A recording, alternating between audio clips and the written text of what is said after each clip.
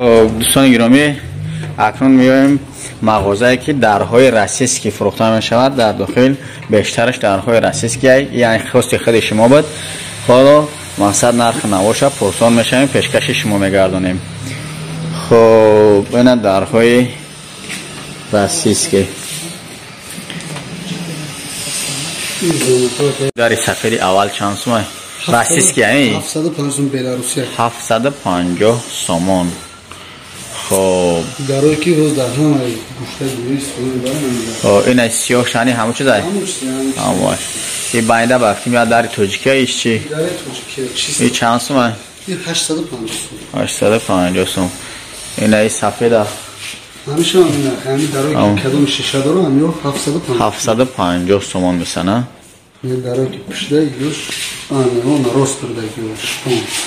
خب این چند سومه؟ ایان 750 کدومش با فرق میکنه اینجا؟ ایش پون فرق میکنه. این چند سومه؟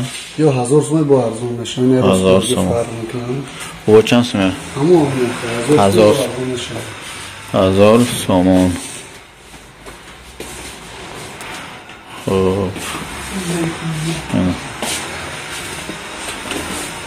جوان ترگیش اگر فرق کنه بگی نباشه فرق کنه راست بدهید 600 سوم کدام اینمی؟ بعد سفیدی لاغی فرق سفیدی لاغی چند سومه ای؟ 1350 سومه که بولی و علامش تخصیص دارم 1350 سومون. یوش 1000 سومه برشته؟ والله یا 1000 سومه. یا 1000 سومه. این درو منده باید یو دارای 1300 سومون.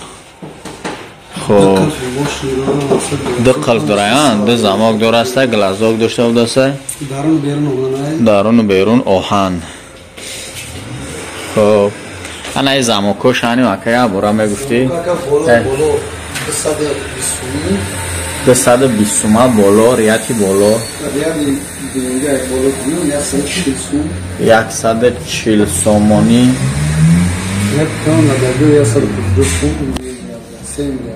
آها 150 سوم 150 سومون پایام دیگه 85 سوم.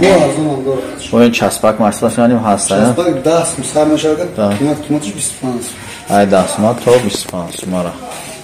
این دوستان دلخواه زمان که میخواستگیتون در همه جا هست. موافقی در رو سویتوشون همش هست. او رفت دبولش میونستون یا کجا نمرات های بارا بگو 918 42 33 40 با رقم هایی که نمبر کردیم زنگ میزنید.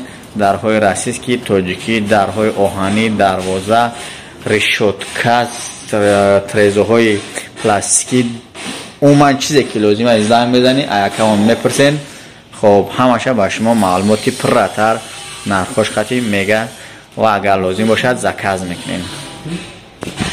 خب دوستان اگر نوار پسند اومده باشه اگر با بخواین خیلی نوارها را دستگیری ویدیو را فراموش نکنید.